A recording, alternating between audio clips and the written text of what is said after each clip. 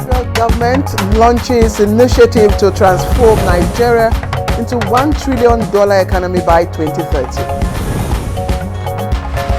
We have been uniquely blessed and positioned to change the trajectory of our nation. 52nd Ordinary Session of ECOWAS Mediation and Security Council underway. Regional security tops agenda.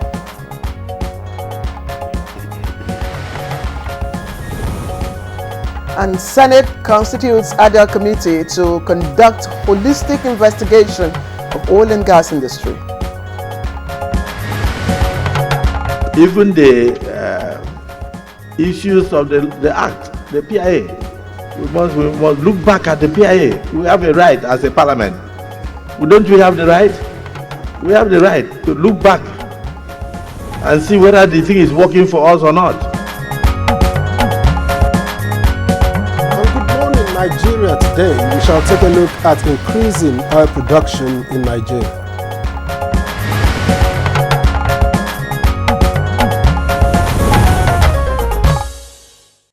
All right, now the nation's black gold appears to be in need of redemption.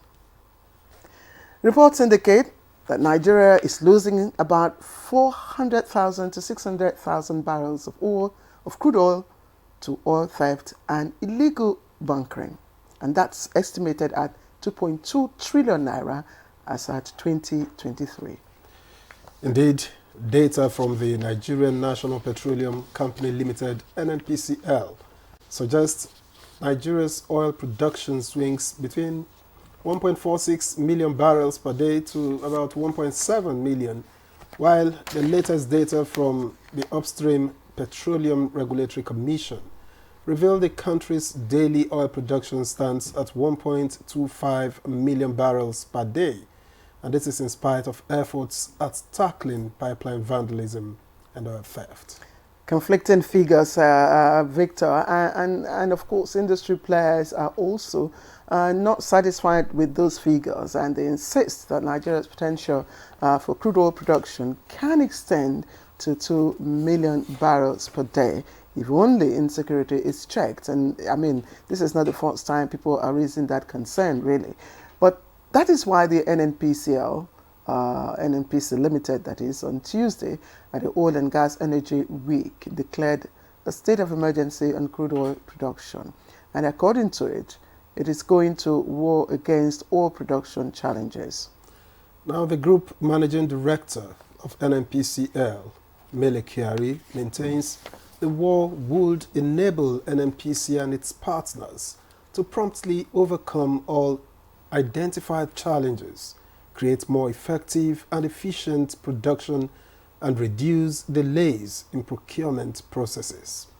All right, and still quoting the NNPC Limited, part of the plans to boost production is also to replace all crude oil pipelines built more than 40 years ago and introduce a rig sharing program with partners to ensure that the lifespan of the rigs, of course, is 4 to 5 years. Now, Nigeria's oil and gas sector is considered the black gold of a nation's economy and reputed to be the live wire of its revenue, but its oil production outlook is under tremendous pressure, inundated with barrage of issues ranging from social, environmental, security and technical challenges. And I'm sure that, Victor, when the Dangote refinery was announced, everyone, marketers, Nigerians, everyone, had the hope that the refinery or the emergence of Dangote refinery will bring down at least to some bearable minimum the price of PMS, and we all know that rising from 200 naira per liter to nearly 700 naira per liter in some places, of course, after the removal of fuel subsidy will generate some, concern. But the fear that the lack of access to local crude oil may also be a long hurdle to getting, even cheaper PMS. That's regardless of the Dangote's input into the system.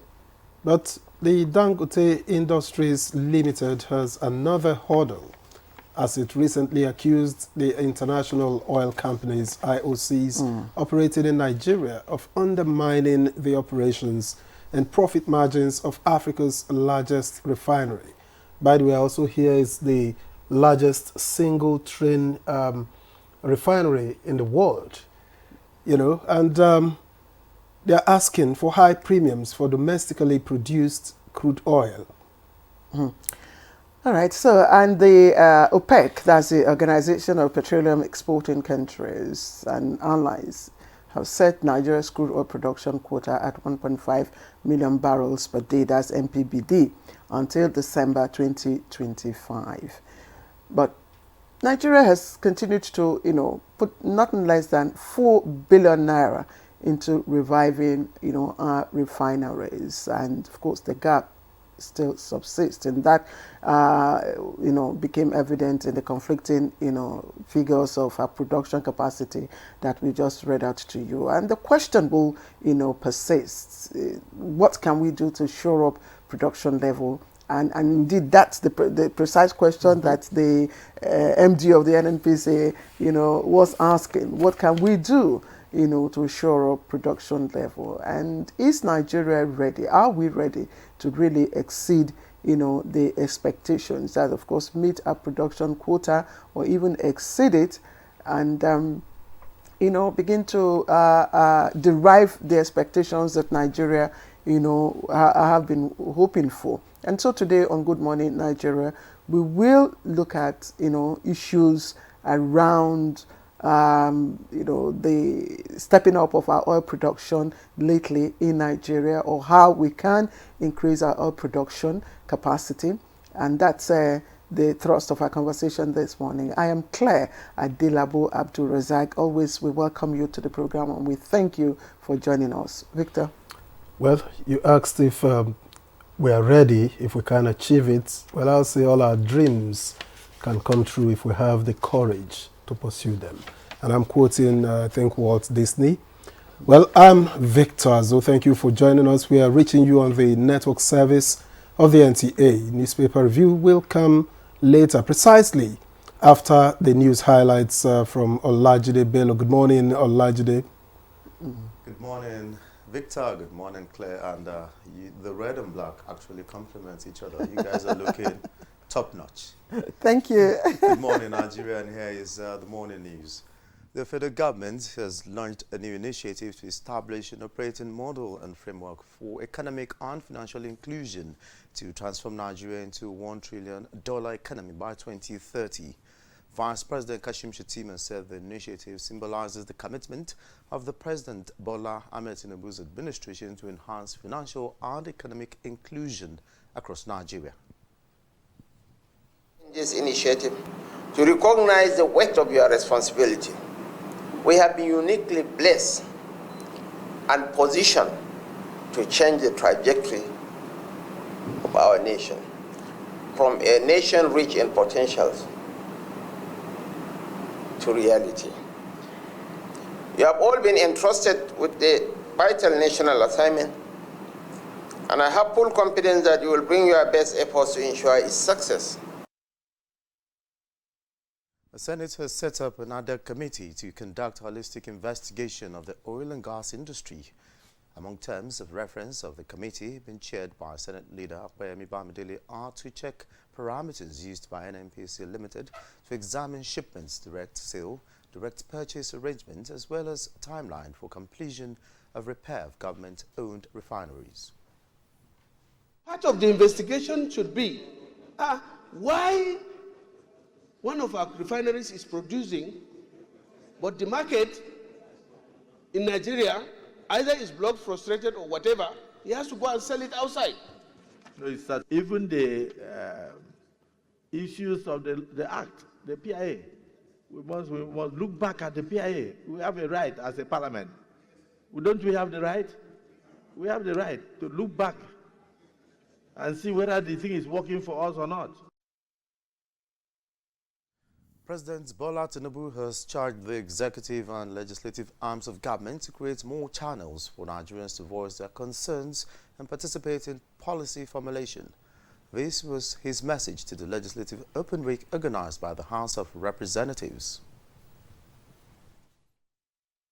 By opening our doors, we invite scrutiny and dialogue, which are essential for improving governance and strengthening democratic institutions. We must engage through town hall meetings because not all citizens have the means to come to Abuja. The necessity for engagement and talking with the people at all times is an absolute necessary ingredient for a healthy democratic journey. The 52nd Ordinary Session of ECOWAS Mediation and Security Council at the ministerial level is underway in Abuja. The participants include ministers and ambassadors of ECOWAS member states to harmonize viewpoints on issues of regional security in the sub-region and the Sahel. It is therefore crucial for every country within ECOWAS, including those in the Sahelian belt, to understand that the fight against terrorism is not the burden of a few, but a collective responsibility.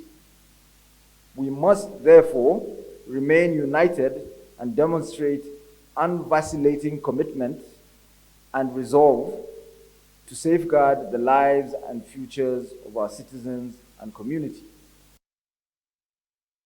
Those are the highlights of the news at this time. Good Morning Nigeria continues with Claire and Victor after this break. Don't go anywhere. The federal government of Nigeria wants vandals of national assets, electricity transmission towers, cables and other facilities to desist from this act of sabotage. Vandalism is a serious crime punishable under the law. Vandalizing electrical equipment will affect millions of Nigerians, including your loved ones. Remember that national assets belong to all of us, hence the need to protect them. Report all cases of suspicious movement around electrical facilities to security agencies. When you see something, say something. This message is from the Federal Ministry of Information and National Orientation in collaboration with the National Counter-Terrorism Center, NCTC, Office of the National Security Advisor.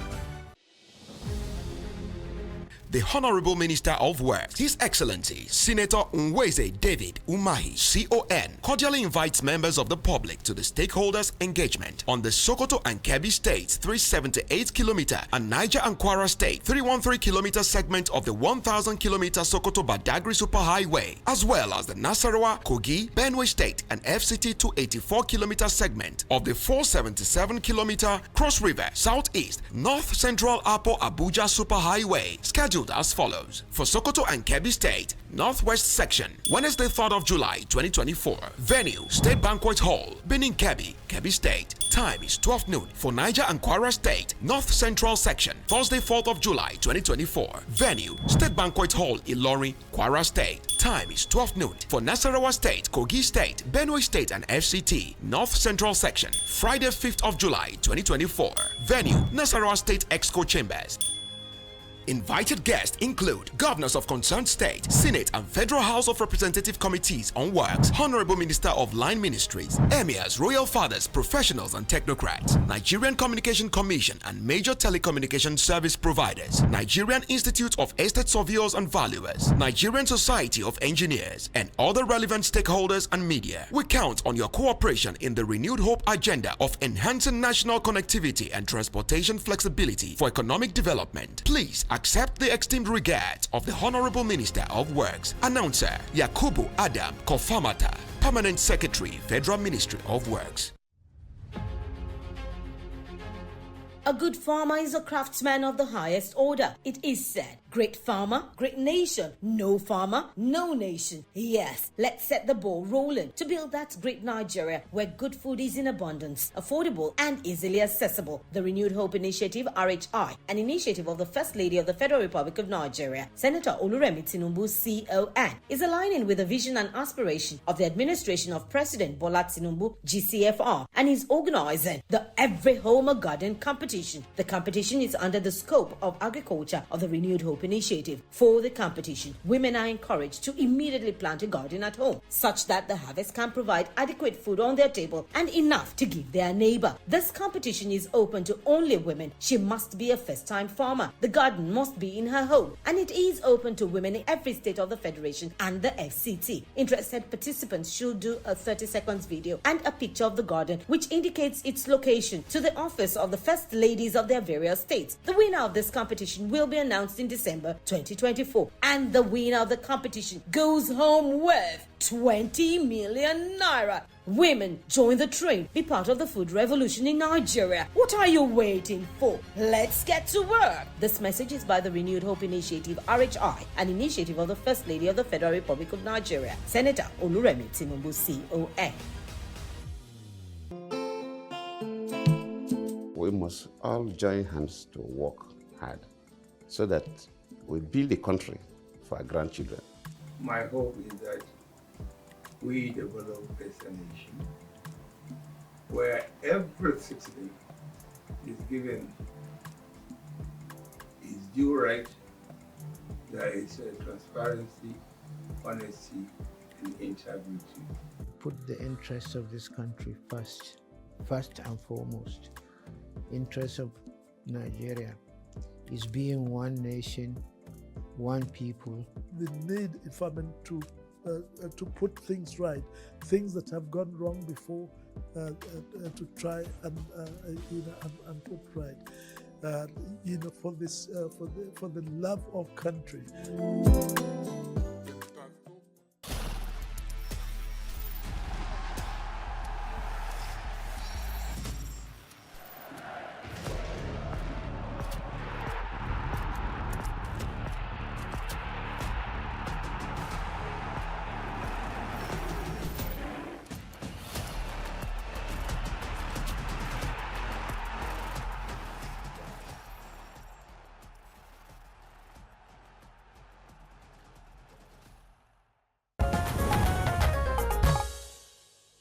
Welcome back. If you've just joined in, you're watching Good Morning Nigeria, and it's live on the network service. Time now to take a look at the highlights of course, the trending stories on Newspaper Review. Don't go away.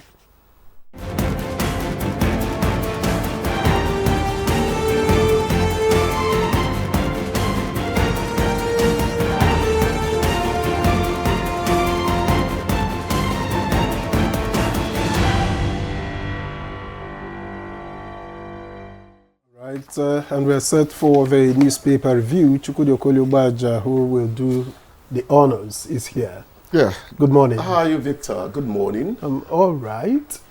Claire, how are you doing? Good morning. The first thing I noticed was a rage of red. You know I didn't put out any telephone call to anybody concerning headgear. So I don't know what you guys are. I'm not a lizard. You can be red-headed. Well, just since you mentioned it, Chukwudi.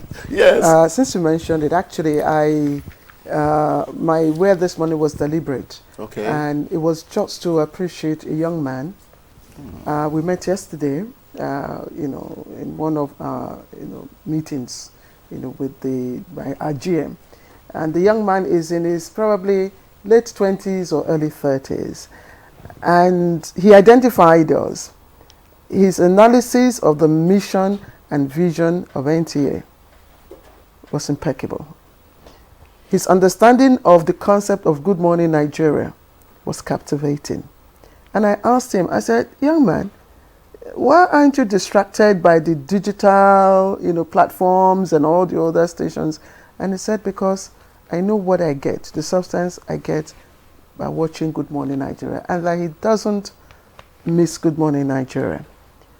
And I was fascinated, and I asked him, what's your name? He said his name is Michael Amedu. Michael Amedu works as a photographer to the governor of Nasarawa State. Yes. And he's from Benue, and to be precise, he's from Idoma.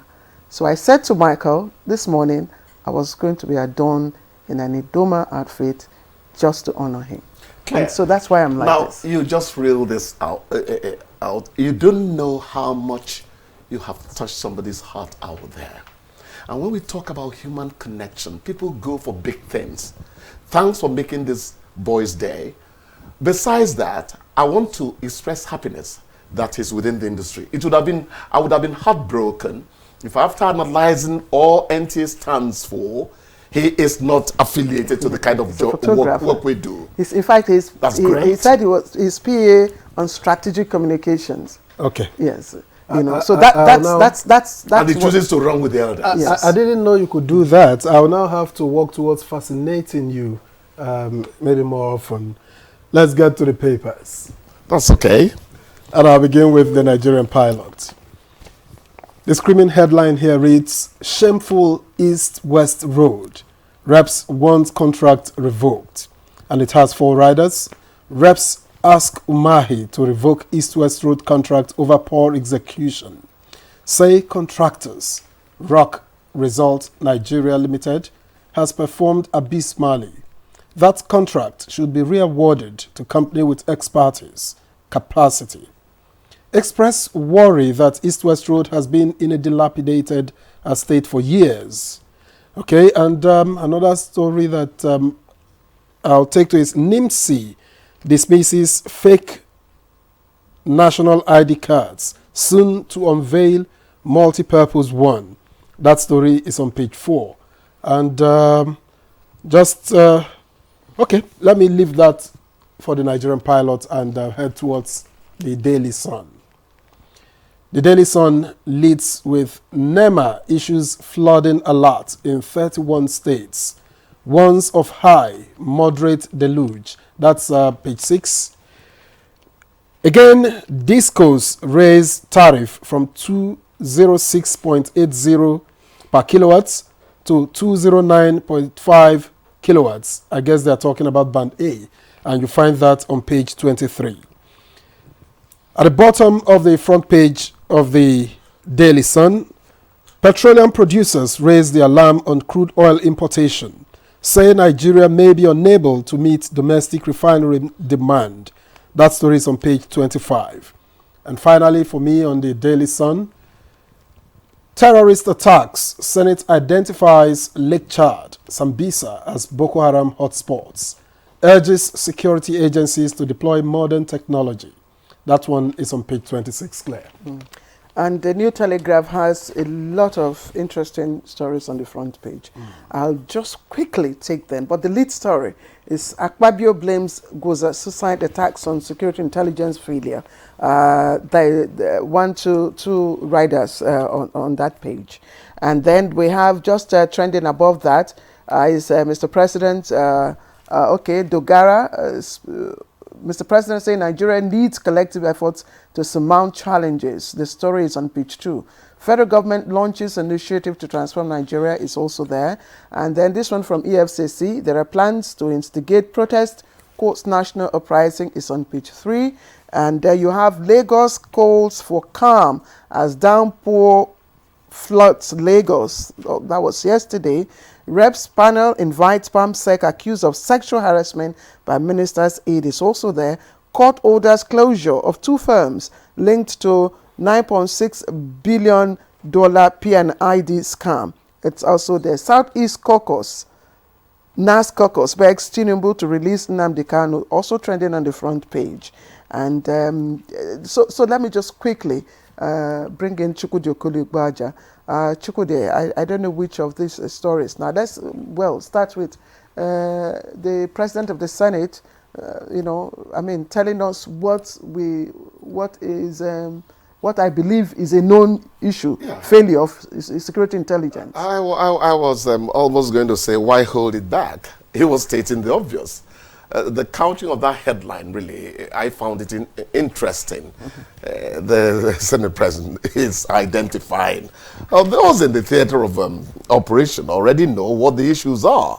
So what one would expect now is, if you're sure that security intelligence failure is responsible, then you summon some people to ask why there was a gap in monitoring. That's it. Because at the end of the day, it's about lives, saving lives. You understand? So that's how I would want to approach that. The new news, the new information which you and I seek as journalists is missing there. So it's almost an empty statement there. What do we now do? Who didn't do what? And something happened because that thing did not get done. And what do you do to that person? You can't just talk in a void. What was responsible for the failure? Exactly. Is it absence of facilities or gap or somebody somewhere didn't do? We are not going to have a note of indictment on anyone. Exactly. But we must always ask questions. Some people could tell you, look, we did the best we could. If we had this equipment or that equipment, we could have done better. It advances the cause of keeping Nigerians safer. But you must advance the talk and the action, not identifying some We discussed this extensively on Good Morning Nigeria just a couple of days ago. And we arrived somewhere with the guests that we had on the program. Yes. But shameful East-West Road, reps want contract revoked. First of all, the East-West Road is like a cat. It has 9 lives. It doesn't die. All the controversy, surrounding it make you think of it as the tortoise. The tortoise is an animal that even outwits the elephant. But the point is this. I find out that in the typical Nigerian argument, people argue from how they think or what they feel. But these are our lawmakers. That's what makes it different.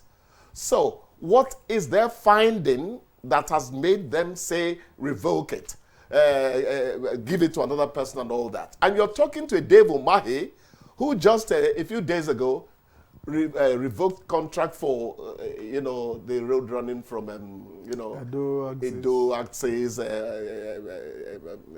what do you call it now, just before Okwila, all that access, fine.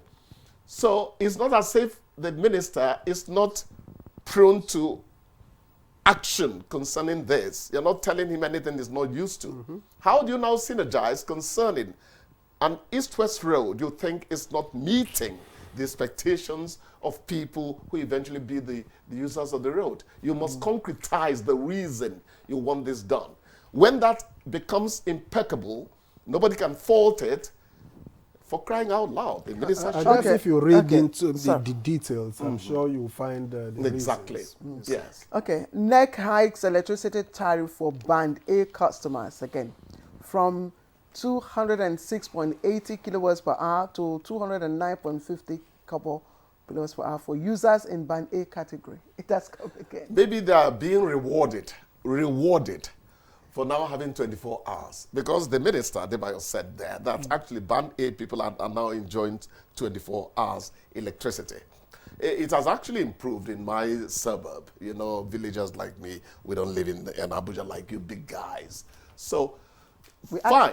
We are actually on the same axis. Claire, you don't have to say everything. No, I have to. Chukudi was just being Chukudi. No, I have to make that clarification. It's so okay, you don't group me. Okay, back to the substance. Dress me in borrowed back robes. to the substance now.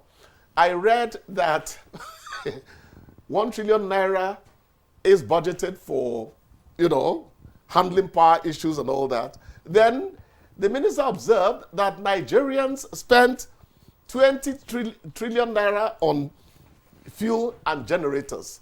So the self-energy provision is even beating the budgetary provision and all that. You understand? At the end of the day, we want constant, regular power supply. People will pay. People will pay when they receive service. That's what I found out. When I went to Cotonou the other day to help resolve a car issue between somebody who bought and somebody who was supposed to take it in, I asked, your electricity you seem to pay more than Nigerians. So it's very steady. We don't mind. It's very steady. I don't know. I know you have one on flood, especially in Lagos. Yesterday, I had calls from people in Lagos about floods and all that. And you have one on leadership that talks on ASU. Can you quickly review? Quickly, let's talk about the flood. I get tired. I'm not very, very, very robust when it comes to talking about this annual ritual of announcing floods. I want to hear, this was the cooperation between a United Nations agency and Nigeria in combating gully erosion somewhere, making sure that actions that were taken to make sure that culverts are provided by even people who have residence close to the road properly, so that these flooding is reduced. Otherwise, they would always issue their alerts and all that. Fine, it's become a ritual. We want to know what action happened between the last alert and the recent one. That's more meaningful to us as people. Again, you begin to say the media is according a lot of space to this ASU thing and all that. It becomes another ding-dong affair. They say the government has not kept their side of the bargain. So let them keep talking. Yes.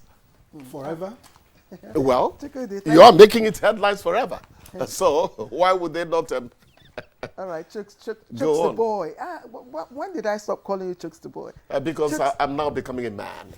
See you tomorrow. Thank you. All right, please don't go away. The conversation will begin presently.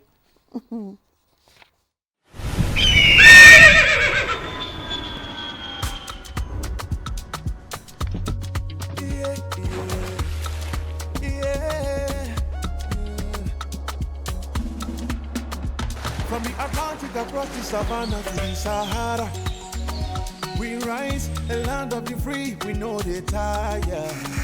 We dream great, our spirit is undying. Resilient, rooted like palm tree, we sway in colors, with undying deeper. We bet solutions, we ignite passion, yeah. Each ethnicity is unique, we have more than destination. We are Nigeria, strengthening unity. We know they carry lives. We are Nigeria, together live the dream of a land with great destiny. We are Nigeria. I am the real Nigerian. Brought to you by the National Orientation Agency, NOA. Name a reason why a lady might choose to date a broke guy. Because of his potentials. Because she has the money. Misa, why are you afraid? I just can't wait. You just can't wait for me to ask the question. Okay, I'm ready for you. Name something a person wouldn't want to be seen doing. Gossiping. So you normally do gossip? I do. Only see her calling when she's needing. I only see her falling when she's sleeping. Wasi, ọpẹ́ sí family sọ̀rọ̀ yọ̀yọ̀ ní gbogbo wa.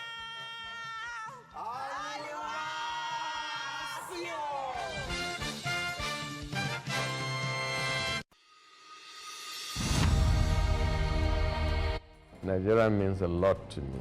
And Nigeria means peaceful cohesion. My country. We continue to pray, and then hopefully we will come to understand that unity of purpose, unity of living together. Our ethnic beliefs and background and culture is our strength. Ever since the amalgamation period of 1914 to date, about 109 years ago, the people of Nigeria live very peacefully with one another. I think diversity helps a lot to enhance robust development in Nigeria. All over the country, you have so many ethnic groups, over 250. That is enough to tell you that this is a blessed country, and God has kept together as one indivisible entity.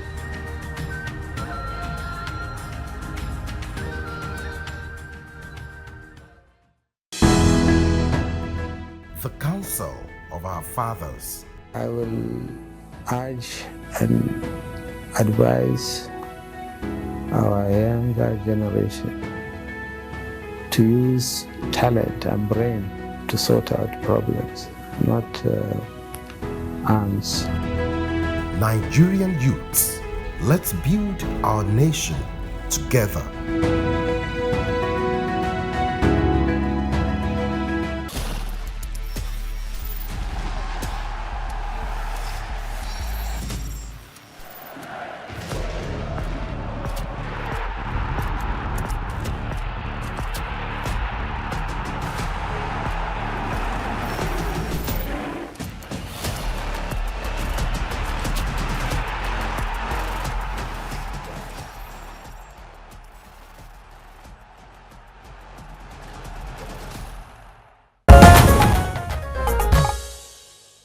All right, this is Good Morning Nigeria on the network service of the NTA.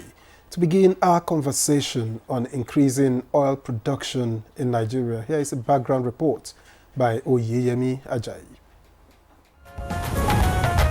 Presently, Nigeria produces 1.5 million barrels of crude, and according to the chief executive of the Nigerian National Petroleum Company Limited, NNPC, Mele Kyari, the major impediment to achieving more remains the inability of players to act in a timely manner. And that explains why a state of emergency was declared on production in Nigeria's oil and gas industry, as Africa's largest oil producer struggles to boost output, believing that Nigeria needs to take urgent action to address the challenges that have plagued the industry for years. Remain oil theft and pipeline vandalism, which have long plagued the country's upstream oil and gas industry, driving major players out of the country and often resulting in force majeure at the key crude oil export terminals. Lack of investment in the capacity has made Nigeria the biggest laggard in crude oil production in OPEC Plus alliance, and due to the underproduction, OPEC even reduced the quota for Nigeria's oil production last year.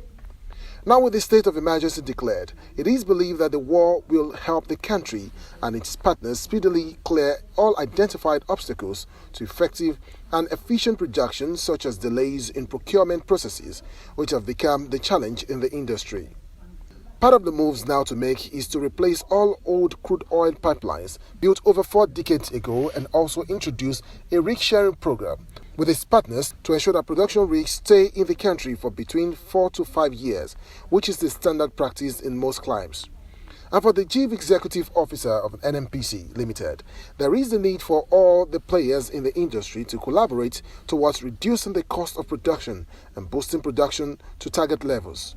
According to a detailed analysis of assets revealed, Nigeria can conveniently produce 2 million barrels of crude oil per day without deploying new rigs. And so, how soon will this declared state of emergency be felt by the ordinary Nigerians? Guests on the program will surely provide answers to these and more shortly. Ajayi, thank you. We do hope that our guests will provide the solutions to the quest, of course, to boost our oil production, and we have no doubt that they have the capacity to, give us a direction. So let me quickly welcome the guests here, right here in the studio. And once again, our topic is on how to increase our oil production capacity in Nigeria, and we have Emeka Ene, who is the Board of Trustees, Chair of the Society of Petroleum Engineers Nigeria. Indeed, he's engineer Emeka Ene, and former chairman of PITAN, CEO of the All Data Energy Group. And we're very glad to have you live in our studio. Thank you very much for having me. Yeah. And we also have Demola Henry Adigun, who's an energy consultant that supports energy sector in the areas of governance and capacity building. He has also supported policy development in the oil and gas sector and team leader of the Facility for All Sector Transparency and Reforms, as well as which is, I gather, is an intervention targeted at reducing corruption in the oil sector. And you do that by promoting efficiency and strengthening governance of the sector. Quite an uphill task, if you ask me. Thank you very much for joining us. Thank you for inviting me. All right, and let me also introduce another petroleum engineer. But he's in the academic, he's an academic rather, Dr. Abubakar Akali, who joins us and is senior lecturer at the Bayes University here in Abuja. It's a pleasure to welcome you to Good Morning Nigeria.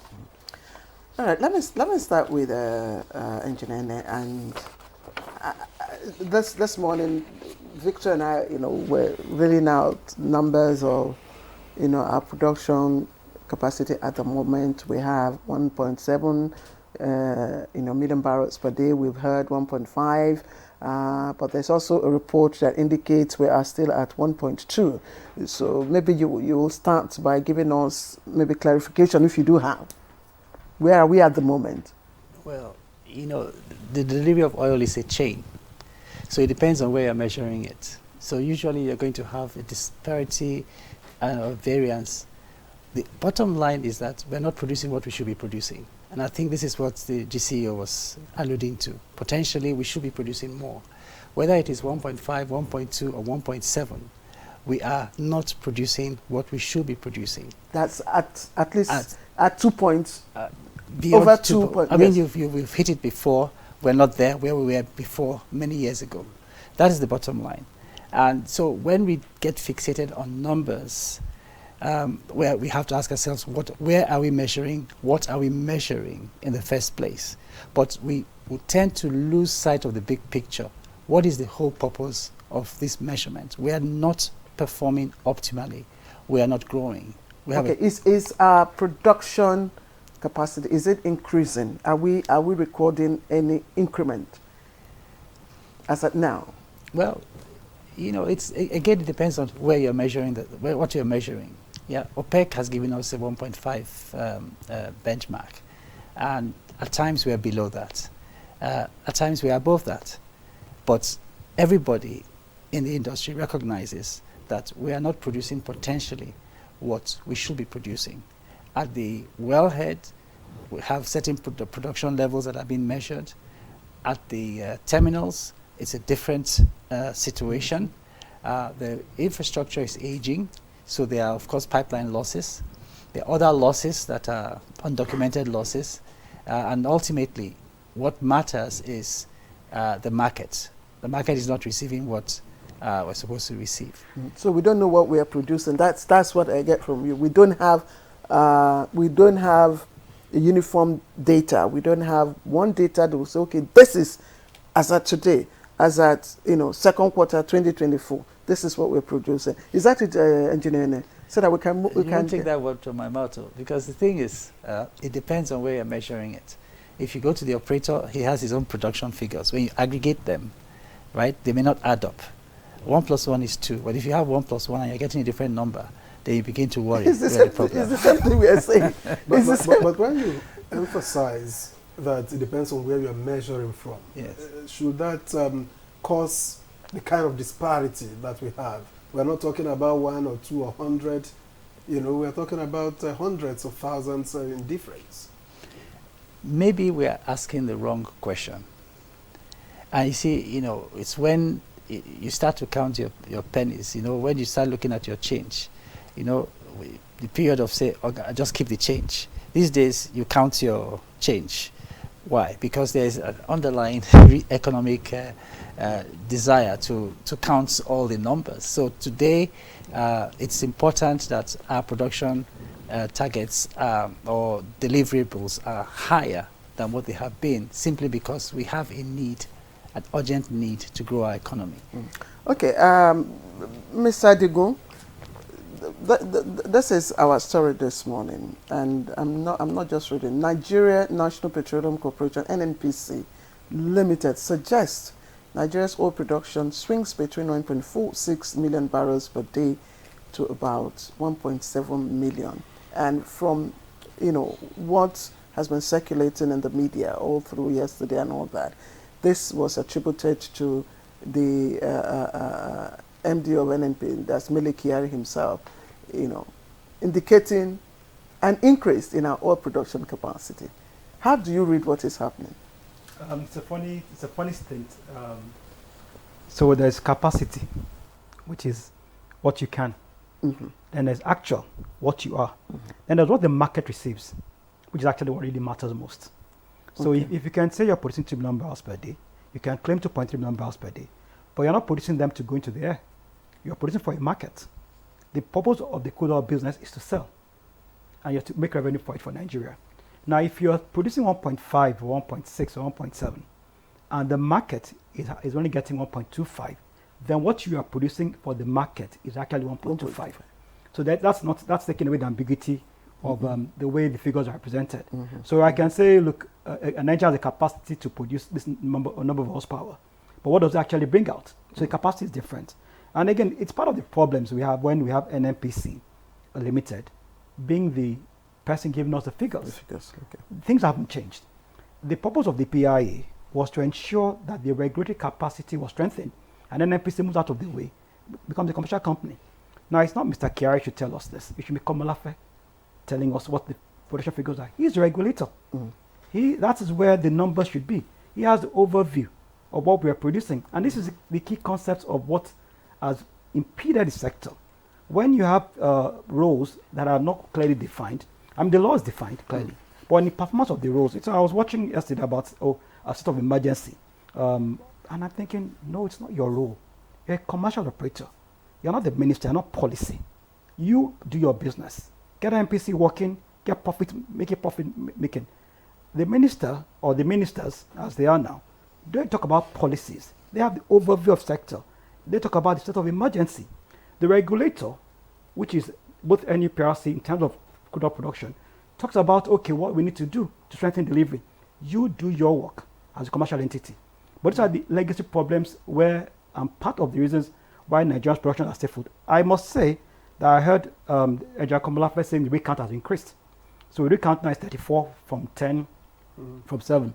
But rig count is good, and it's an indication of your production capacity. But what are you reading? What are you reading in terms of, what is available, our crude oil capacity? What am I reading? Yes, are we experiencing, are we increasing, or we are just where we were before? Yes. Well, we are declining. It's a decline. We suffered the decline, so there are different declines.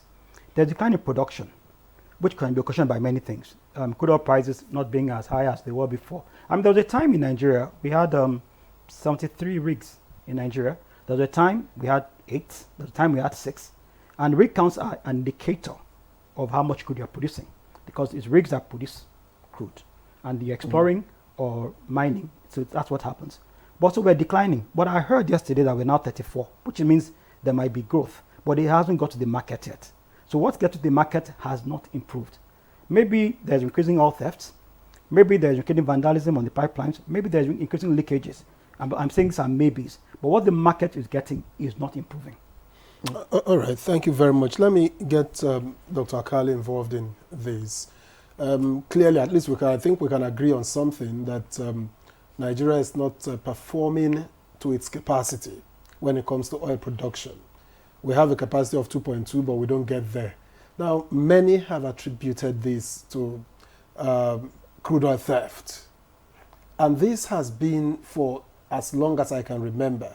So why does it seem that the same crude oil theft cannot be dealt with for so long? Thank you very much.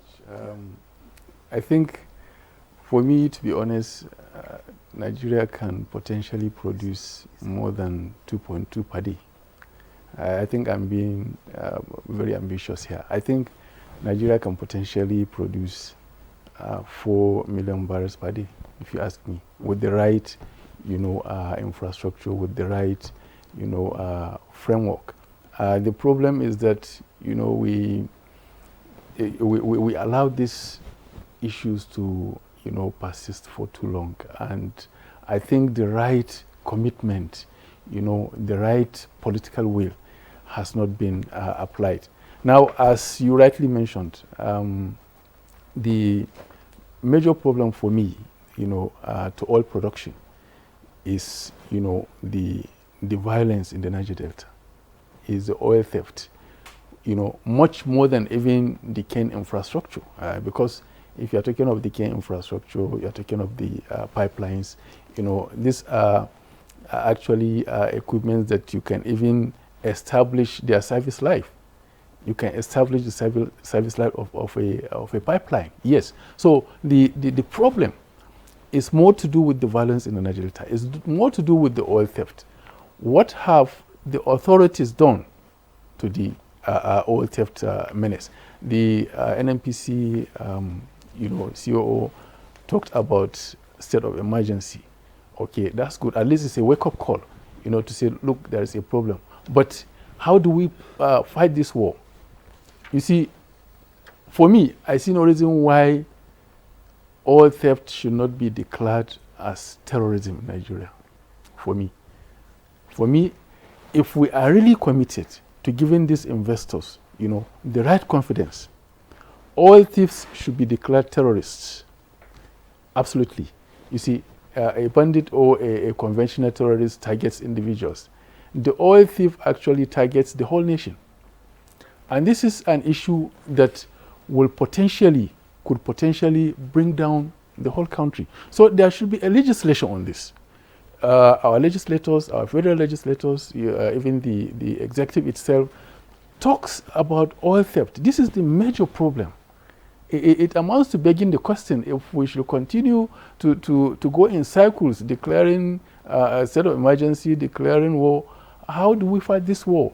The investors are living in droves, and they want that confidence. They want that encouragement. They want to see, a nation, a country, an investment climate that is ready to secure their investments. As we speak, I'm not sure, I don't know, but I cannot remember anybody convicted of oil theft in this country. There are no specific laws on oil theft, but there are laws on election. There are laws on, matters that are not as important as this is the live wire of the economy. The government should have special laws for oil theft. And as I keep saying, oil theft is terrorism. Oil thieves should be declared as terrorists and treated accordingly. The government should have special laws on oil theft, special courts. If we should have special courts, special tribunals, okay, to treat election cases with dispatch. I see no reason why till date, despite the fact that at some point there were 5,543 illegal connections to the trunk line. Every now and then, new illegal connections, new illegal pipelines, new illegal refineries are discovered. They are discovered, and the investor is there, and you expect this investor to be happy under this general state of violence and insecurity and uncertainty. There's so many, Dr. Kari, there's so many issues, even affecting, apart from the insecurity, oil theft, vandalism, pipeline vandalism, of course we have the cooking pots, in the Niger Delta, and all that, oil bunkering and all that. But we will look at those issues presently. I wanted Engineer Ene to also look at, because right now we've all agreed that we are not even, we don't know whether what is in the market, is not encouraging. And I'm wondering if that is so. How are we? How will the country, realize the fund to fund the budget, the 2024 budget, which is pegged on a production capacity of 1.78 million barrels per day? What's likely to happen if at this stage we are not even making progress? Okay, maybe I'm going to go philosophical a little bit. No, please, calm down so that everybody... No, I'm saying, yes, okay. Actually I want to calm down. When I say philosophical, let's understand ourselves as Nigerians. I'll give you a few examples. IBP, and that's I better pass my neighbor, right? When I say I better pass my neighbor, everybody knows what I mean. If you're not Nigerian, you may not understand, right? So what does that mean? Necessity is the mother of invention. Nigerians find creative ways to solve problems that are practical, right in your face. They find a way of, I better pass my neighbor. Or mouth. Oga manage it like that. Yeah.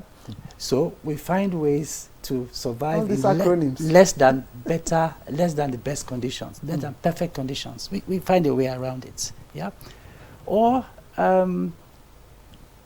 CAC, that is chop and clean mouth. Yeah. In other words, we are all driven by self-interest many times. You see, we have to understand ourselves, yeah? And this is the reason why the Super Eagles won the Olympic thing in 1996 or something like that. Mass attack, mass defense. Let's play street football. Let's play our own type of football. So if we are going to meet our budget targets, we need to first understand that solving Nigeria's problem is the responsibility of Nigerians. It has to be. That's the only way we can survive. And that's the only way we have actually survived, by working around these problems and not thinking that our solution lies somewhere else. Yeah? So first is, if there's a problem, it's either some things that need to drop or some things you need to adopt, new things you need to adopt. Sustainability is one thing. How do we sustain growth in our industry? One of the things that we tend to ignore, one of our strengths, is local content. We see local content as a negative, but actually it's a very strong strength. And if it's such a bad thing, how come other countries are copying our model? From Ghana to Senegal to East Africa, they are copying our model. Because you're building capacity locally. And we saw it in COVID. In COVID, nobody could fly. You couldn't fly somebody in from Aberdeen or from Houston. And what happened? The industry was sustained during that period by purely local content efforts. But these are two different, I mean, yes. You were talking about finance now, yeah? I'll give you another acronym, PSS. Pay small, small. Everybody knows what that means. Yeah? Book me down. You see, so modularity in terms of solving our issues, finance-wise and co, is a strength. The ability to be able to walk around and build problems from a modular approach, solving the problem.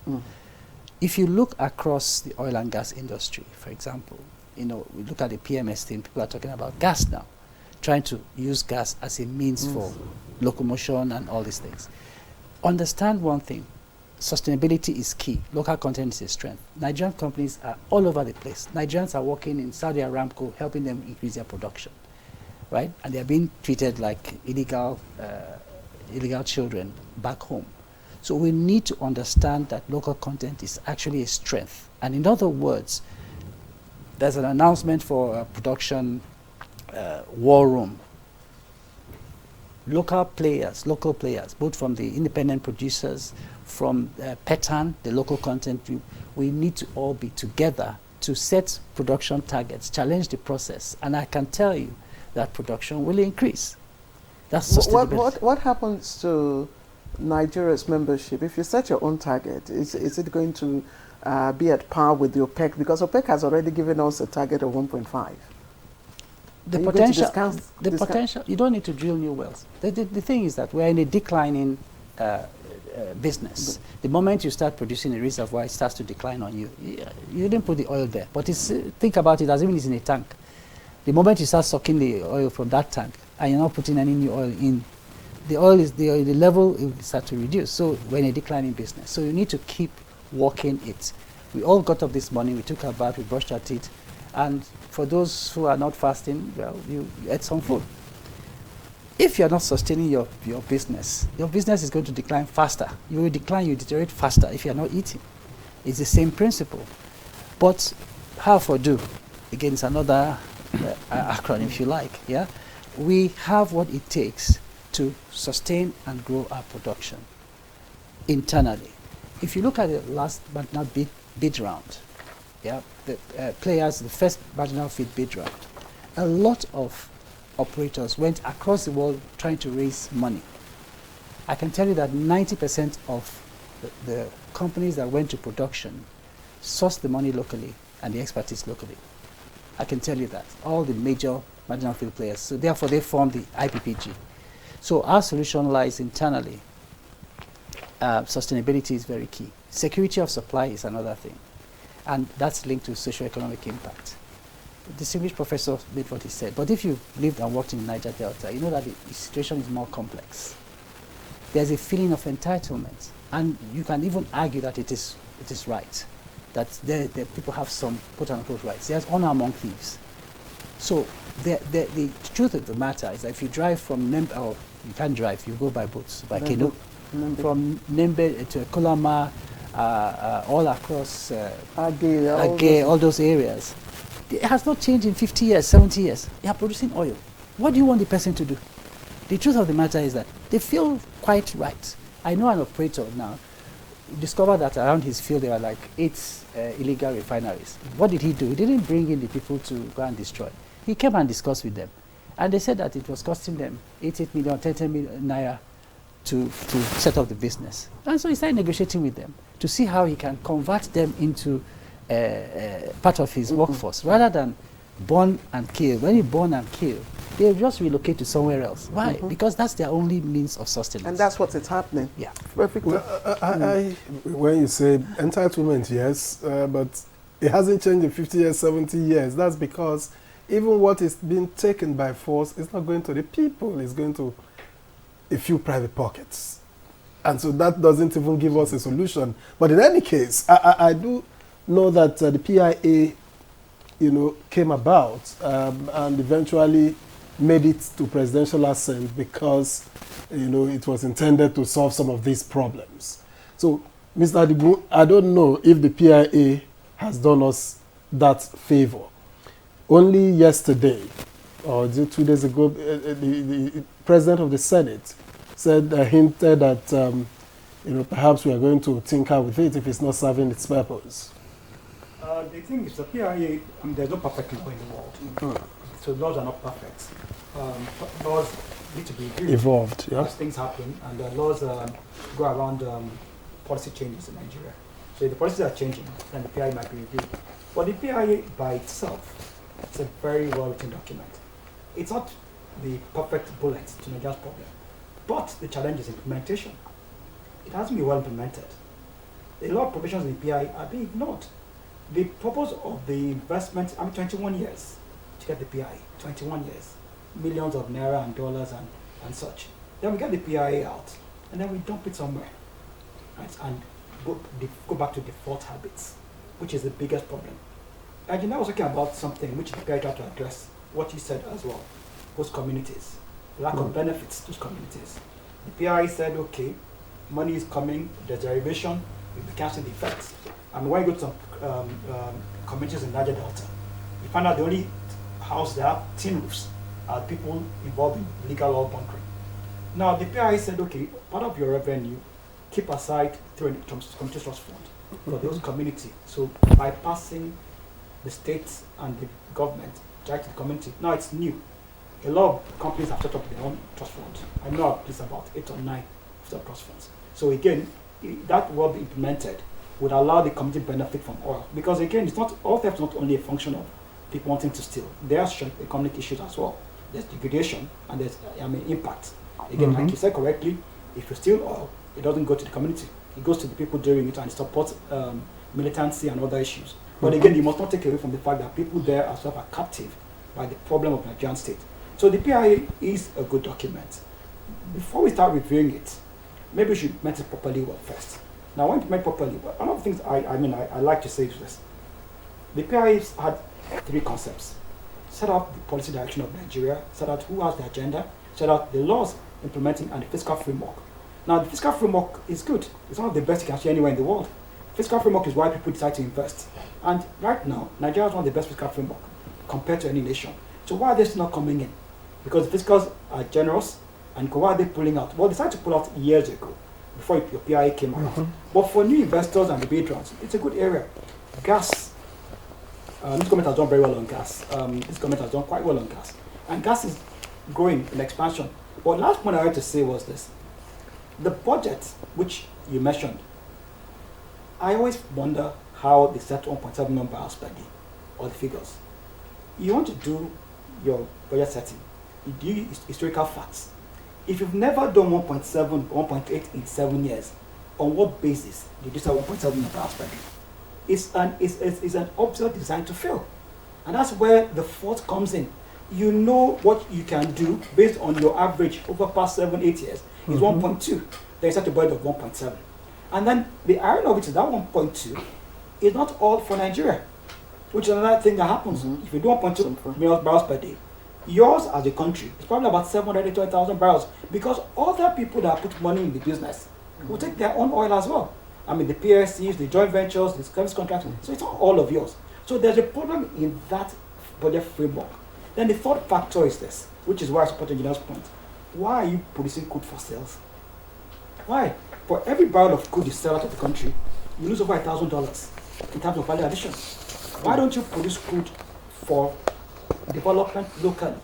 Have more refineries, give refineries, supply petrol to West Africa. But is that not why Dangote came into this scene? Dangote yes. is an export refinery.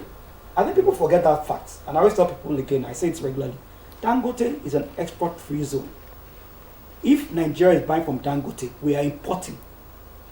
That's what it translates to. It does not change the fact of the location. Dangote has an export-free zone license. Okay. So even when Nigeria is buying, we're buying as if we're buying from Ghana or Togo.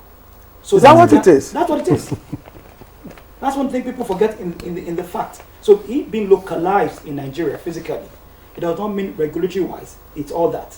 So yes, it's a Nigerian-based company, but it is a free trade zone, and it's an export free trade zone. So Dangote will produce petrol or diesel or aviation fuel and sell to Nigeria as if we're buying from Togo or Benin Republic or Cotonou. Those were part of the agreement.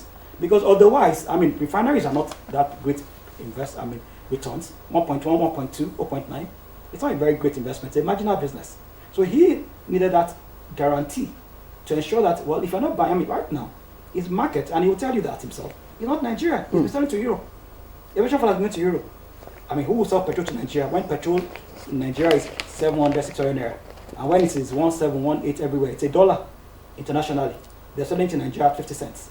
Because the impression we got was, we as Nigerians got was when Dangote finally comes on stream, we will have more supply of, crude and all that. And then, the price of PMS will probably crash. The question I ask people is, yes, are inputs different from other people's inputs?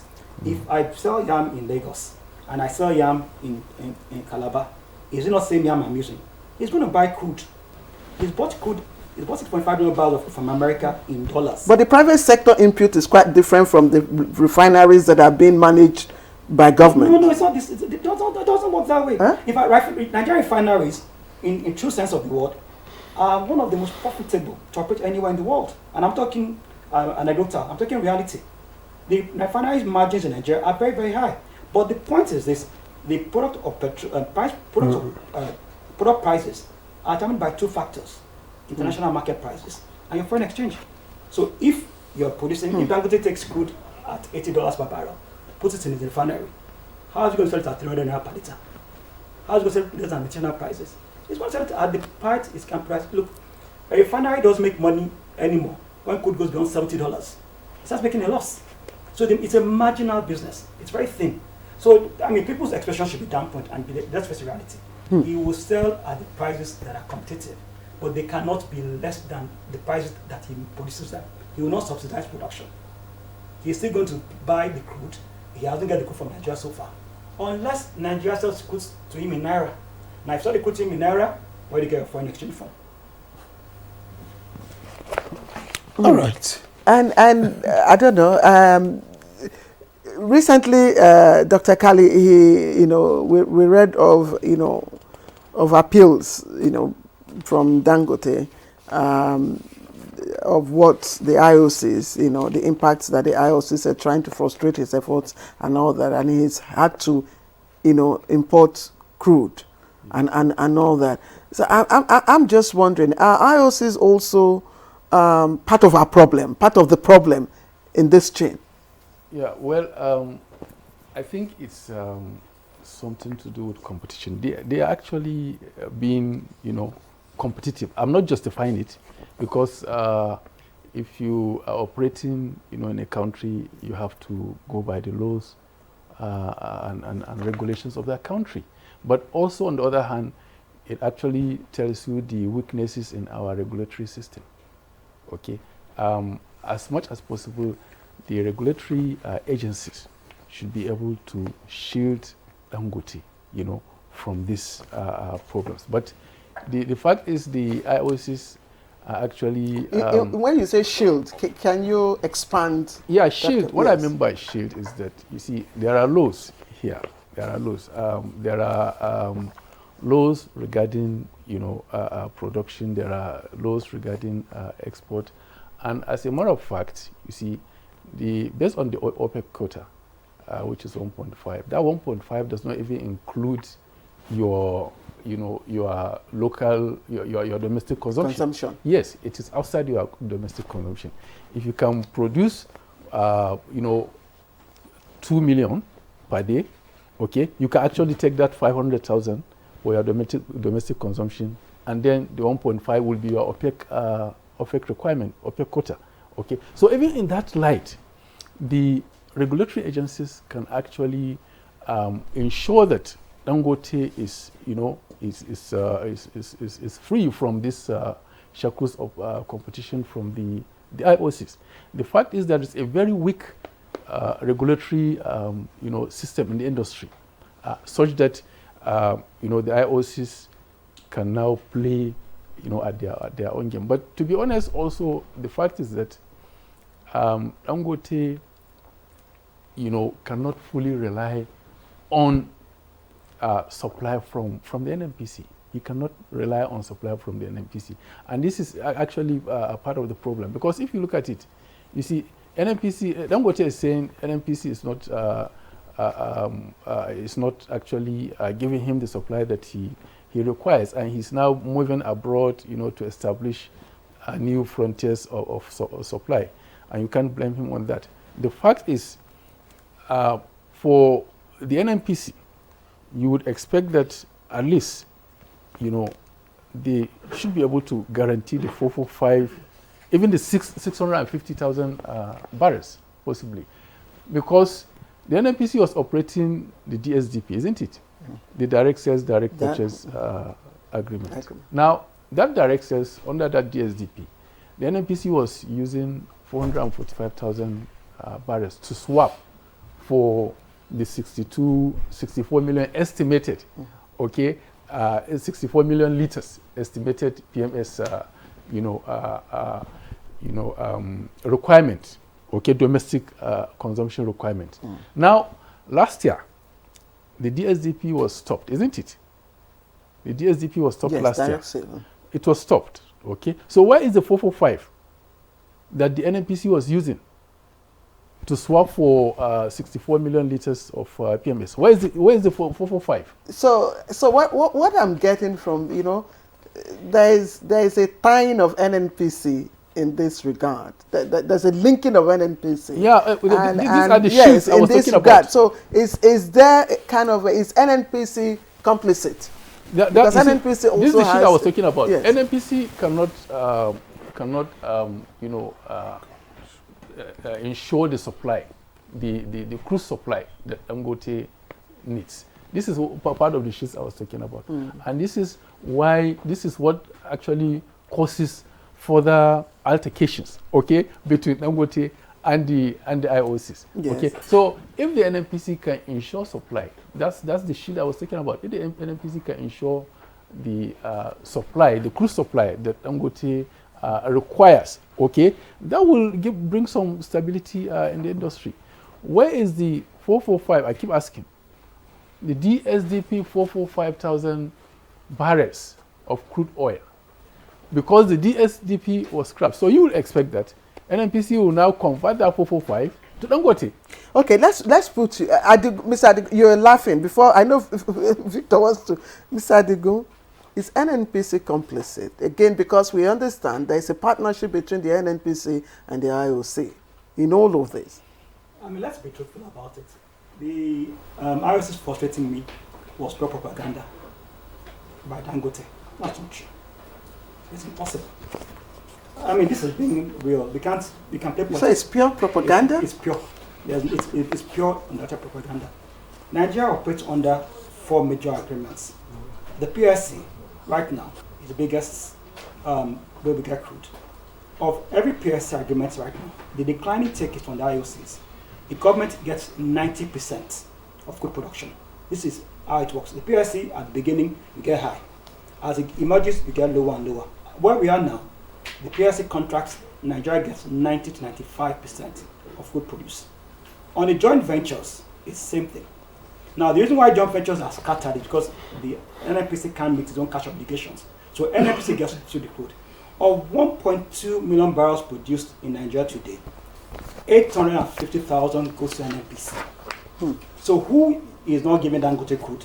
Is it the IOC who took a loan to invest in your deep water, who needs to pay it back, who has signed contracts for long-term production? So it's still NNPC not giving Dangote crude. But again, NNPC itself is constrained by the reality of economy. The agreement between NNPC and Dangote was 300,000 barrels per day as part of our own 20% investment in it. That was the contract we signed. Now, 300,000 barrels is only available after we've produced enough. But imagine Nigeria's crude has been used for taking loans. You all know about the loan we took from Afrexim Bank, the 90,000 barrels per day Project Gazelle. We're taking loans for other things. So why does NNPC itself have room to move? And remember again something, government is dependent on crude sales for revenue. So the NNPC itself is a victim of over-dependence of the government on crude sales. And I keep on using what crude sales, because not all industry. So if everybody is depending on crude sales, NNPC has to sell crude. Now, government has made a direction, every crude you sell, remember the money Central Bank of Nigeria now, don't keep the money anymore. But same NNPC has to bring in petrol at subsidized prices. You know, we keep on lying, there's no subsidy. There's a lot of lie about subsidy regimes. Everybody says, oh, there's no subsidy, but it's a lie. We all know it's a lie. So NNPC no, now, we don't know. Those are your views. No, not your views. No, those are your views, because we're not, we once we have data to prove otherwise. Data is so that anybody can prove that data. It's not even complicated. Look, NNPC brings petrol in. Nobody else brings petrol in. People bring diesel in. People bring language production for. Only NNPC's petrol for the past 7 years. Why? Because I can't bring petrol in at 10 naira and sell at 6 naira. International price of petrol today, you can Google that. $1.10, 94 cents. We're selling 50 cents.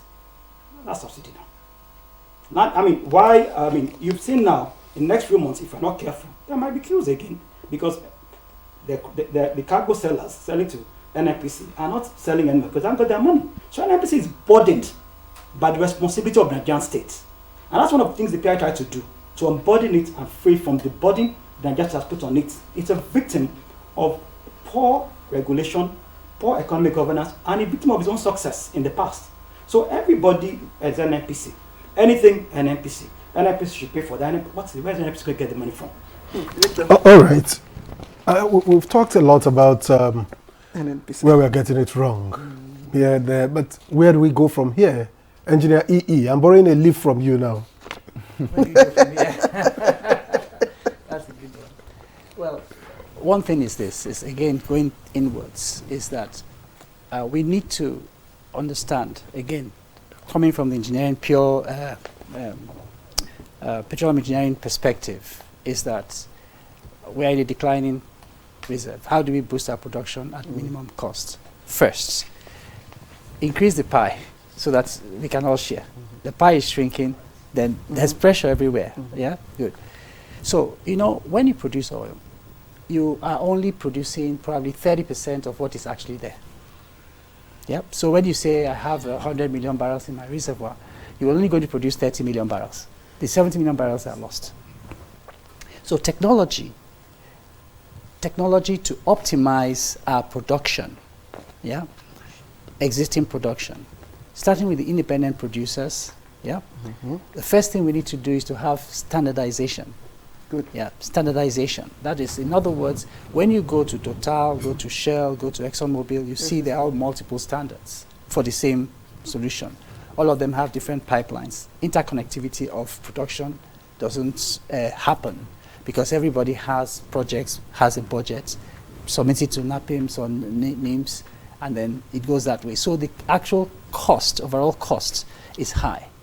Yeah, we talk about aging infrastructure, but the truth of the matter is that there's lack of interconnectivity in our production system, and that's adding a layer of costs and also a significant amount of losses. We talked about pipeline vandalization, but you see, if we have standardization, we have right now very few, at least where land and swamp is concerned. If we're not going to Bonny, we are going to Forcados. Escravos is on its own. But you see, it's on its own. People now barge in. Barging increases the cost significantly because of lack of infrastructure. We now talked about refining. Now, regional refiners, we talked about modular refining, which came up here. Modular refiners have had very good margins, obviously.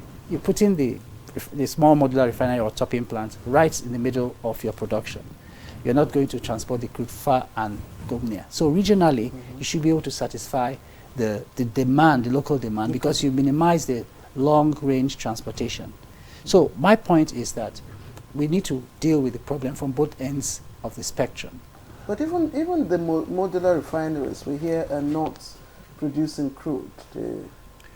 Well, they are not producing PMS as we know it. Yeah, they are what I call topping plants. So they essentially extract part of the crude. They don't crack the crude to get your what you call PMS, but they fill a niche. They fill a very important niche, and that is where the niche that gas can fill easily. We have a lot of gases, fair amount of gas flaring. You capture that gas, creates what I call transportation corridors, because the issue is that if you fill your CNG tank in Calabar, how far are you going to go before the thing runs out? So you need to create a chain of refill stations along the way. So create corridors, Calabar to Lagos, Calabar to Abuja, and where you have that, you bring the cost of your transportation and therefore reduce your demand. Reduce your demand, you now have more crude to sell to the market. So, you talked about increasing the pie. Yes. To solve a problem. Yes. The pie is shrinking. Yes. Or we're eating it up. So, to a solution, you increase it. And part of what government did was to increase the pie, in the form of granting licenses, for people to build refineries. And Dangote was one of those. Now, out of the, I don't know how many now, I think over 20 licenses granted so far, we are only hearing of Dangote. So what is happening to the other licensees? Well, one thing is we need to commend Dangote for taking on the challenge. It's not an easy challenge. And like you talk about the refinery margins as being slim, they are actually very slim. When you add on the inefficiency in our system, you can easily argue that it's negative. So he did make the right choices in terms of making sure to de-risk his project. It had to be export-oriented, no doubt. But there is a potential huge economic spillover of having a Dangote refinery in Lekki. Yeah, people are trained, huge workforce. It helps to support the industry. If we see it as part of our overall industrial strategy for growth, rather than it is Dangote's refinery, it's his problem. We have to see it as a collective national issue. Yes, we have the export arm of our business there. How do we strengthen the regional refiners? How do we get them to start to produce into a pot for which everybody can share? The truth of the matter is, if we see it that way, you can easily see ways in which we can increase that pie. But if we see it as you're on your own, and then everybody tries to find out what is wrong and what's not wrong, he's taking a very bold and, if you like, imaginative step. You can easily argue he saw the numbers and said, listen, if there's 450,000 barrels here being swapped, let me take it and convert it into value. But Nigeria is a dynamic place. So my point is that until we begin to see the problem as collective, having an overall policy, increase the pie, utilize our local content. I keep saying that because, of course, I come from a local content background, but they add real value. Integrate that into the IOSLs and IOCs, because they also bring value in terms of technology, in terms of even investment, finance, and co.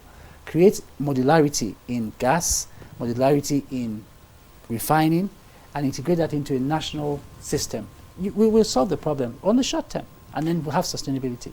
Mr. Adegun talked about what could have happened to our expectation if Dangote didn't have a free zone license. Do you think it was wrong to have obtained a free zone license? No, it was and you have to have the bankability of a project. You have to have the bankability. And the key challenge is going to be, if I put this money in here, how will I get the money back? Think about it. So really, putting it in a free zone made economic sense, apart from the fact that there's a lot of heavy lifting. If you've borrowed money before, they will ask you, where's your collateral or where's the seed money? It takes some some guts to do that.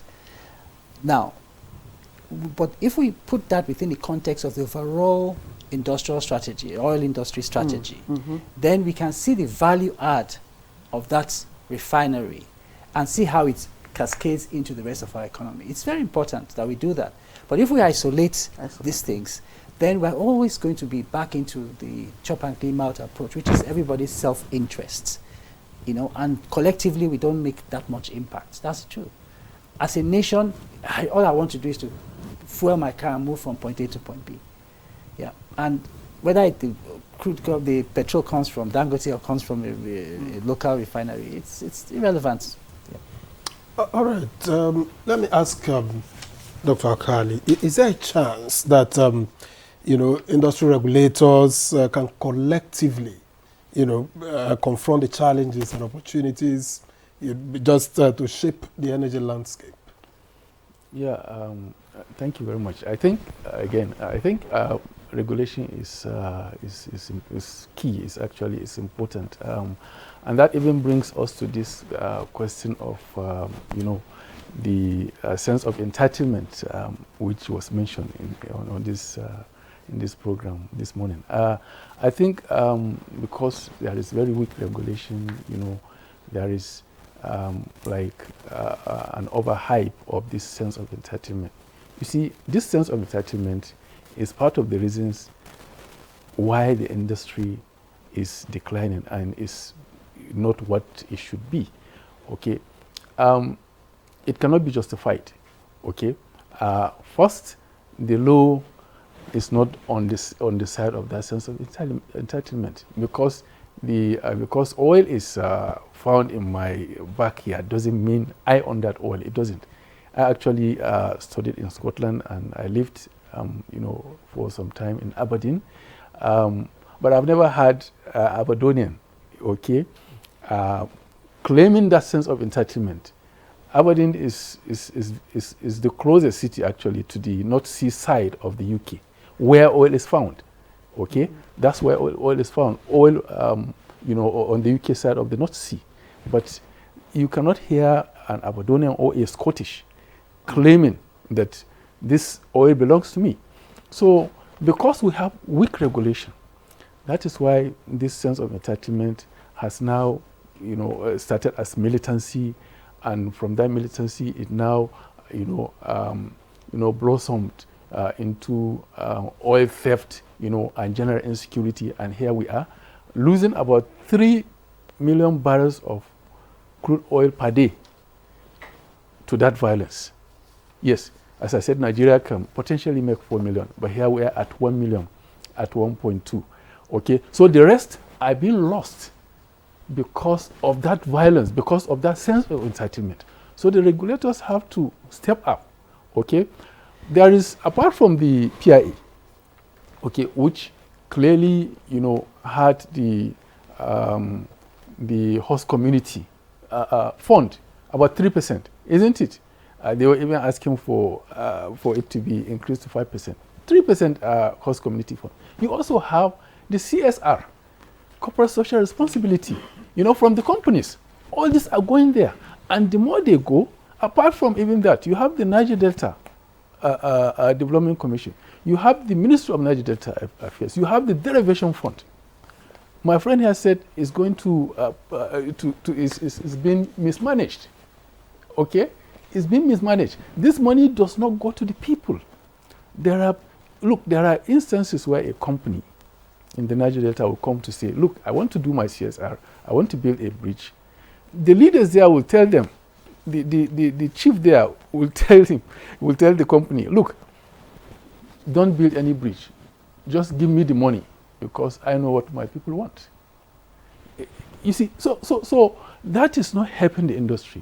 The regulators now, and this even brings us to the issue of the NNPC again. Okay, NNPC, I fully agree, and everybody, most people have been saying this, that NNPC should be unbundled. Okay, it will help the industry. It will help in checking these excesses. I really cannot understand why, when the PIA was being formulated, into how many unbundling the NNPC. Well, unbundling the NNPC, at least when you have a strong stand-alone national oil company, okay, fully into E&P. Okay, please just hold it there, E&P. We'll get back to continue. Can we take a short break now? We'll be right back. The government of Nigeria warns vandals of national assets, electricity transmission towers, cables and other facilities to desist from this act of sabotage. Vandalism is a serious crime punishable under the law. Vandalizing electrical equipments will affect millions of Nigerians, including your loved ones. Remember that national assets belong to all of us, hence the need to protect them. Report all cases of suspicious movement around electrical facilities to security agencies. When you see something, say something. This message is from the Federal Ministry of Information and National Orientation in collaboration with the National Counter-Terrorism Center, NCTC, Office of the National Security Advisor. Meet lovebirds Jayola and Adama Davies. Their dream of living together as man and wife has finally been fulfilled. The latest couple in town, Mr. and Mrs. Jaye Davis! But an invasion by their troublesome families was not a scenario they bargained for. Her mother moves in. His mother shows up with his little niece. Then her younger sister joins the scramble. You want to stay? Married life suddenly becomes very complicated even before it started. Follow their story on this channel as they confront every challenge as it comes. Family Forever, the story of our lives.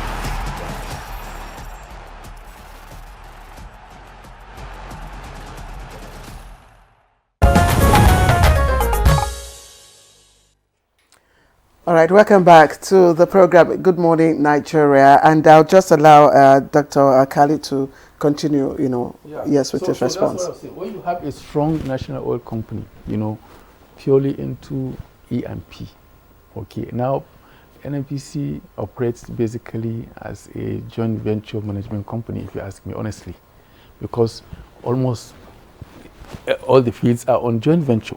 And even more worrisome is the fact that, you see, under this joint venture, NNPC is supposed to have the majority shares, but it actually sometimes even goes the other way around, and NNPC ends up having the minority shares because it's not able to actually meet up with obligations under the contract, under the PSC or under the JV. Okay, so the unbundling I'm talking about, and as I said, I was really surprised in the PIA, maybe because NNPC sponsored maybe sponsored the formulation of the PIA. It was not touched. Only the DPR was unbundled into the midstream and downstream and the upstream. NNPC was not touched, and we need that. The unbundling I was talking about is we should have a gas company of the NNPC and an oil company on the NNPC, because you see the commitment, of the government in the gas sector, 209 trillion cubic feet of gas. That's huge, the reserves. Nigeria has huge reserves of gas, but the infrastructure is not there. Okay, 37 billion proven reserves of oil. Okay, second in Africa and 10th in the world based on oil reserves. But you see, all these things are not being harnessed. Okay, because the national oil company, which is the hub, okay, is not standing strong. The NNPC should be unbundled. There should be a gas company, okay, and the national oil company, so that we can have more production, capacity. We can enhance the production capacity of the NNPC if we have a strong national oil company purely committed to E&P. We have one actually, the MPDC, but is it really working? Is it really working? Is it really performing? So I think to have a repositioned industry, you have to start with the NNPC. You need to get it right with the NNPC. This rationalization, this restructuring or redesign, whatever we may want to call it, should start from the NNPC. All right. Thank you very much, Dr. Akali. Let me ask the engineer here. I don't know why I lost your name. You are not an engineer, that's why. Because I lost your name, Mr. Adibu. But what is it? If we are talking about restructuring the NNPC, what is it about the NNPC that is not going well? What is, for instance, the Saudi Aramco doing that the NNPCL is not doing? Because you look at the figures in 2022 Q1, Saudi Aramco posted a gross revenue that is about 5,307% more than the NNPCL's revenue for the same Q1 2022. Well, let me defend NNPC. And I would say this with all sense of responsibility. Given the circumstances NNPC is operating under, it is doing well. NNPC has been unbundled. Let me say something. One of the things the PI did was put NNPC under Kama. So NNPC right now is a Kama company. The shares are held by MOPI, Ministry of Petroleum Incorporated, and MOFI, Ministry of Finance Incorporated. So it's purely a commercial company by design and regulation, and it's under Kama. But there's a legacy issue of NNPC being a petty cash account for all our presidents and all our leaders. NNPC has set petty cash accounts from 1978 to date. That no company can operate profitably under that condition. No matter how intelligent you are, no matter how good you are, no matter the structure. If you are going to be asked to do things that are not in line with your mandate, let me give you a simple example. Some months ago, the government said NNPC should not remit the money sold, good sales money, should be sent to central bank. Under Kama, that is illegal. It might be good for governance, but how do you start a corporation of funds and expect it to be profitable? The same NNPC, as I said earlier on, you are asking to import petrol at cheaper than sale price. They've been doing this for 7 years. NNPC has been carrying the burden of subsidy, of petrol subsidy, for the past 7 years in Nigeria. I'm not exaggerating, these are figures you can find in their figures. How can they contribute to Aramco? Then when you talk of Aramco is doing, Saudi Arabia does 10 million barrels per day at $9.10 as COP. Cost of production in Nigeria can range from 28 to 34 or 18, depending on the field you're thinking. So NNPC, under circumstances, is not doing badly. I'm not saying it's profitable. And I agree totally with Prof that the NNPC is part of the problem. And the problem is not the law in this case. The laws are enough. Implementation. It's the perception of the law and how even NNPC perceives itself. Every time I say publicly or anywhere that NNPC thinks it's a regulator, or I get challenged, oh, what do you mean we issue regulations? But you do. When I talk about a state of emergency in crude oil production, it's not your job. You're a commercial company, but you take the burden. Everybody still sees NNPC as NNPC without limited of the past. Now you are limited. You are NNPC limited, and you should be under a regulator. You should be under a regulator. Okay, let's quickly look at because the purpose of our conversation is to see how we can the roadmap to increasing our production capacity, and there are quite a number of things that are draining our input. Oil theft is part of it, and oil theft. Again, we're looking at aging facilities and all that. So what can we quickly do to the issue of oil theft? Okay, it's a good question. And, I think oil theft, as in so many other very, I would say, illegal activity, is not just an event, it's a chain. It's a system, It's a system of give and take. But I'll give you an example. About 10, 12 years ago, 14 years ago, when the first marginal fields came up, there was a marginal field operator that went a different way. Then it was very popular to sign an MOU and do CSR.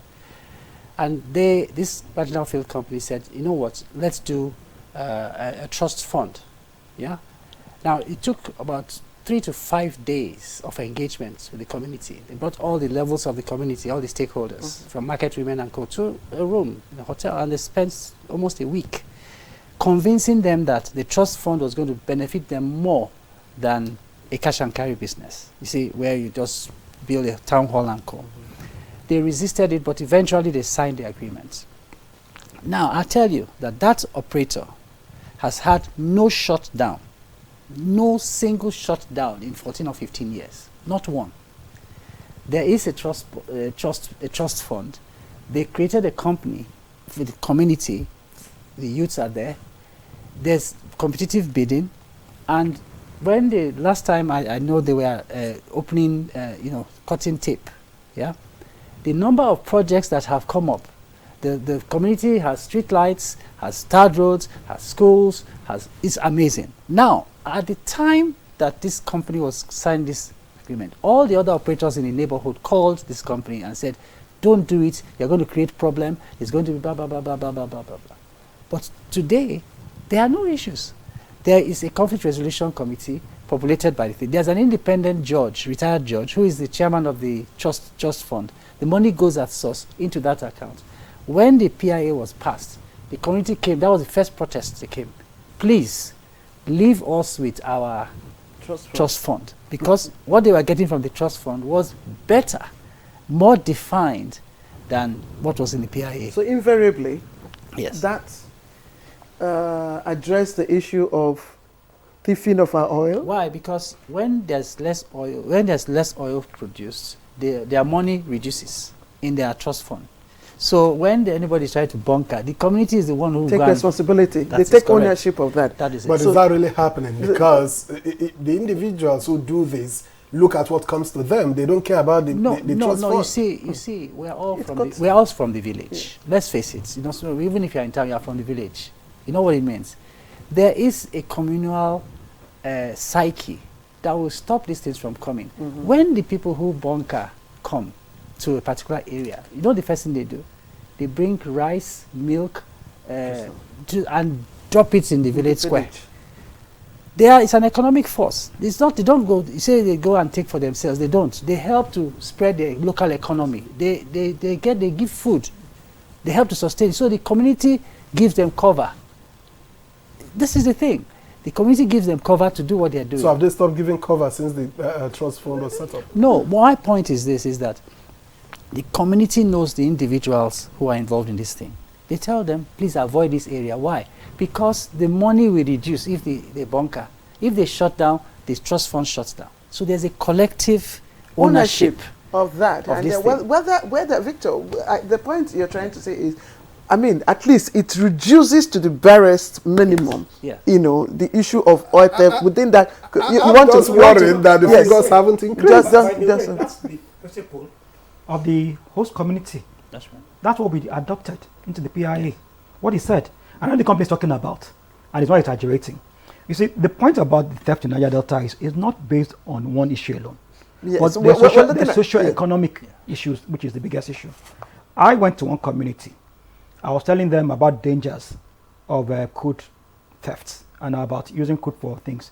One man told me, they said, "Na person when they are alive, they get disease." Now that sank home to me. That was my first involvement. This was 2008-07 of going to this community. And I realized, I said to me, any house you see here, we get tin roof. Now people will steal. If people feel impact, they are more inclined to safeguarding the assets. Mm-hmm. And like you said, in those community bill as well, and in the PIA, it works on the principle of the more they produce, the more you benefit. So it's in your interest to protect. And you see, this community you've been around to, they're interconnected. A pipeline doesn't just go from space into space. It goes through communities. For it to be broken and everything, a community has to give an accent. Precisely. There's that thing of folding your hands and looking. It's the same thing with all bands of terrorism we have, as Prof said. So the law is there to deal with it, but it's one part of it. The second issue is what we're trying to do now. You must bring investments. You held on investments because you said the idea is to increase crude oil production. When a country says we're tinkering with our laws, like we did in Nigeria, 21 years to pass a PIA, nobody can plan on uncertainty. If I'm asked to develop a model for anybody, and then I don't know what the fiscal laws will be, or what the tax will be, and other issues will be, I won't be able to tell an investor how much returns will be. So we've dealt with that now. Fiscals have been passed now. It's been dealt with. But then there's the whole investment climate again, which is beyond what we are doing. I am happy. When I was coming here today, I read that the Ajip Owando deal has been concluded. We're waiting for Seplat Mobile. We're waiting for Renaissance Shell. The more investors realize I can put my money in and put my money out, the better for us. And like engineer said, Nigeria is a country where we have the capacity to run the industry.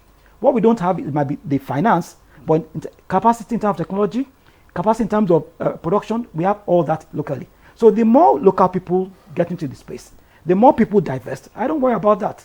Nigeria's export capacity to countries in the world. There are very few countries where you go to in oil and gas. He was in Aberdeen. Aberdeen has a lot of Nigerians. It's the first de facto place you go for a master's in oil production. But if you talk about Aberdeen, for instance, UK's dependence on crude is 1.3%. For Nigeria, for foreign exchange is 90%. For revenue is 38%. That dependence is what creates this socioeconomic problem. So we're all caught up in a circle. Okay, let's quickly look at another issue again, which is loss, all loss apart from the oil theft, because of mode of transport. And you talked about what really gets to the market, and which is insufficient. And that's because somewhere along the line, some are stolen or some are missing and all that. And I was reading recently where the, CM, Mele Kyari, was talking about barging, thinking about, using barges as a way of transporting and crude. I don't know what you think. He said it's not normal, but in other climes, it's one of the ways, of transporting crude. What do you think, Dr. Akari? Yeah, it's actually one of the options, obviously. But you think you see the aspect actually there is. I think the major problem there, part of the problem is the metering system. Okay, the metering system is a big problem in the industry because you find out that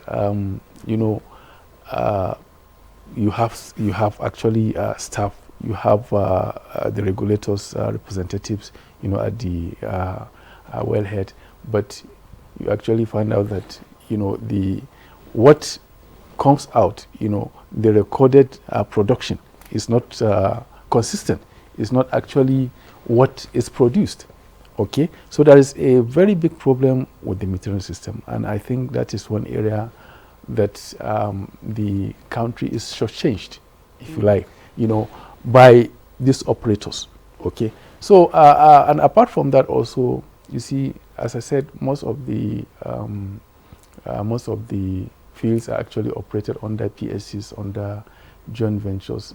So you find out that the NNPC doesn't really have control over this production. Now, if you are in a joint venture with someone, okay, 60-40 for example, at least you should be able to know the production. Okay, you should be able to have your own figures of what that operator produces. Okay, you should be able to say, okay, look, this is, and that is why you have your representative at the wellhead. Who monitor this metering, who monitor this output. Okay, now that output is faulty. That metering system is faulty. Okay, is even manipulated. By the way, or it's not even done. Okay, and you now want to build that build that operator. How do you build the operator when you don't know what he is producing? NNPC, you know, cannot, in all, you know, sincerity, be able to establish the daily, you know, a dependable daily production, you know, figure for these operators. They cannot. What actually happens is the operator simply, you know, comes to say, look, I have, this is what I produce, or this is your commitment, and this is what I've done. NNPC signs and says, okay, you understand. So at the end of the day, that 60-40, as I was saying initially, that 60-40, 60 for NNPC, 40 for the company, actually goes the other way. NNPC now takes 40 or 30, you know, because NNPC is not meeting up with obligations. So there is a very big problem with the metering system, and unless, you know, we do something about it, we will not be even able to establish our own, our own court in the JV, because we don't know. NNPC cannot establish, doesn't know what these operators are producing. And they don't have the numbers. That's why we're having conflicting. I wanted to ask, just before, because we're almost out of time, is there now, since we are talking metering now, is there a place for technology in the value chain, across the value chain of oil production, as a way of mitigating theft, reducing it, you know, to the barest minimum, and increasing production therefore? Yes, in terms of metering, you know, the whole metering thing is a handshake, fiscalized from one to the other, and eventually gets to the terminals that you have. There was a discussion of the barging thing. Barging is because of the toll gates. Just like to go from drive on your roads, you know, it takes you 2 weeks to get to Maduguri from Lagos, because of the many toll gates. And you know, both virtual toll gates and real toll gates. You understand what I mean? Yeah. So that is why barging is expensive. Yeah, because there are so many toll gates. For an operator to barge from one point to another, they're going to settle militants, they're going to settle community, they're going to settle Navy, they're going to settle the roadways transport, they're going to settle so many things. So by the time you add up the numbers, it becomes untenable. There was an operator that was barging to Esclavos for many years. They were producing not too much, but they were successfully doing those barging. But because barging becomes an issue or a solution to a problem, you don't have a pipeline is broken, you have to find a way to get your truck to market. So it's a symptom of the overall challenge. Metering, there have been many initiatives. The old DPR launched it. NNPC has their own metering thing, virtual satellite monitoring. All of those things are there. But the basic fiscalization methodology, for example, in the DPR, old DPR, NUPRC, NNDPRA guidelines, is simply down to a dipstick. If I move barrels from here to there, I'll check where it started from, I go to that end and check what arrived there, and then I reconcile the numbers. But if you think about it, a lot of our infrastructure is not optimized. It's very significant, I can tell you that, because most of the IOCs build their own networks in parallel to each other. So you have Agip and Total in the same neighborhood. One is going one direction, the one is going in a different direction. So we can't take deliberate steps. The shell fields go to Bonny. Technology? Agip, you can optimize easily. Last week, somebody was trying to add some numbers. They were doing an inventory. And he says, it's taking us 1 week to do it. And I said, wait a minute. He said, let me show you something. Give me your paper where you have written all the numbers. I added everything. I took a picture of it. And I asked the AI model, see, please convert these things into numbers. And there I showed him what was taking 1 week was taking a few seconds. AI or whatever can optimize our production infrastructure. Plug it in and it will optimize it.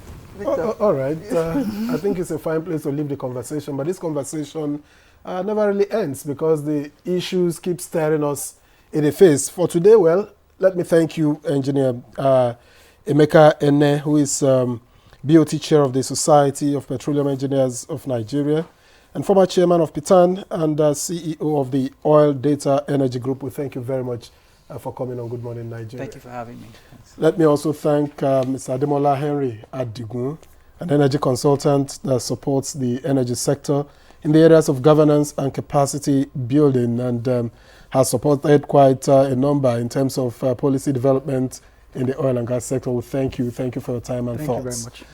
Let's also thank Dr. Alkali, Dr. Abubakar Alkali, who is a petroleum engineer and a senior lecturer at the Bayes University here in Abuja. We thank you for coming on Good Morning Nigeria. All right, that's the program. This is where we have left it off today. Tomorrow is another day. We urge you to enjoy your day while thanking you for joining us. And I'm Claire Adilabu Abdul Razak. I thank you very much for joining us, and I particularly want to say thank you to Ahmedu Michael. Please keep spreading the good news about the NTA until they can't beat the rich. Bye-bye.